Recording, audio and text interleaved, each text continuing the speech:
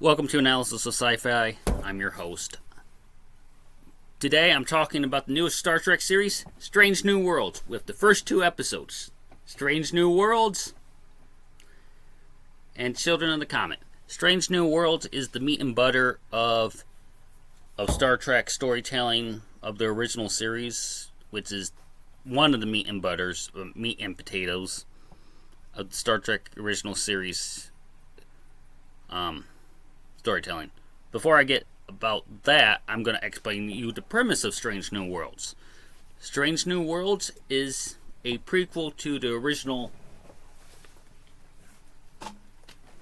60s Star Trek. Actually, it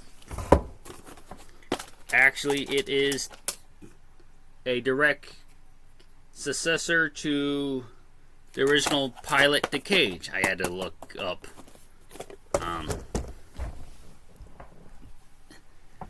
and a prequel to Star Trek the original series, specifically the episode Menagerie Part 1 and 2. So but the premise of Strange New Worlds is the prime directive storytelling.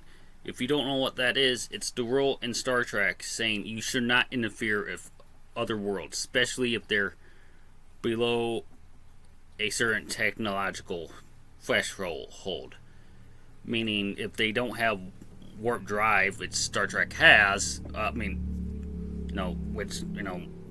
United Federation of Planets and Starfleet has, which is the government and military and every other government agency in the Federation, basically,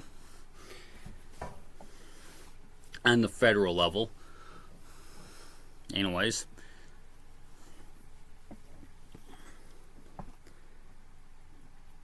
if you don't have warp drive, though, Starfleet's not going to be monkeying your business. Basically, a general rule. I'm super simplifying that. I'm going to do a video on the Prime Directive. But, yeah, fine. Great. I love the introduction to most of the cast, except two characters. The chief engineer and a science officer. I'm not naming yet. That's for you to watch the episode and find out. The chief engineer they didn't show up to the end of the episode, literally last few seconds. Fine. The plot was great. It's a typical Star Trek episode. Great way to get Captain Pike back in the captain's chair after the events of Star Trek Discovery Season 2.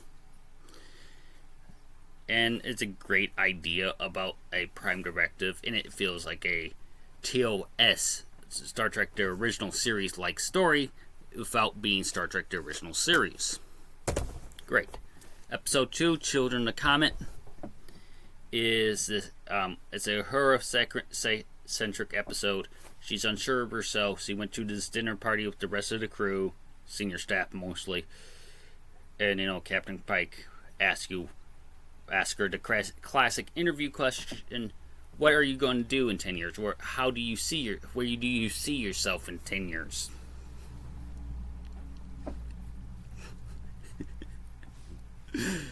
So yeah, it's just wow, good. That was funny. But great series. So far, great series in that respect of how that character is developing so quickly out, I might say. But Pike and Uhura. Pike is a little more depressed, which I love, because watch The Cage, he's very depressed.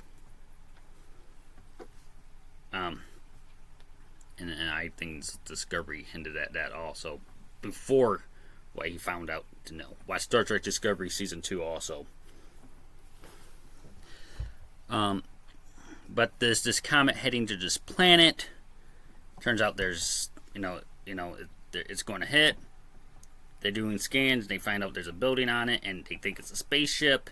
And they went on board the comet/spaceship to alter its course. The one scientist that showed up at the end of the last episode got seriously hurt. watch these episodes to find out who it is. And turns out this comet's being escorted by these space monks, space religious zealots, and saying, this comet will do whatever it wants to do. It's its will. If it's going to hit the planet, fine. If it's not going to hit the planet, fine. Then there's a classic Star Trek story afterwards. Turns out the comet didn't hit. But here's a little spoiler. Turns out the comet knew it wasn't going to hit, because they found its course. And its course got altered because of the crew of the Enterprise. So it knew what was going to happen.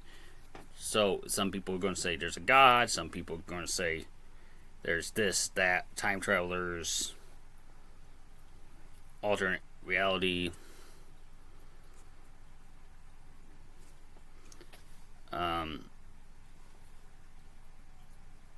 Its navigational computer's messed up. Q, whatever, But thank you for watching. Like and subscribe.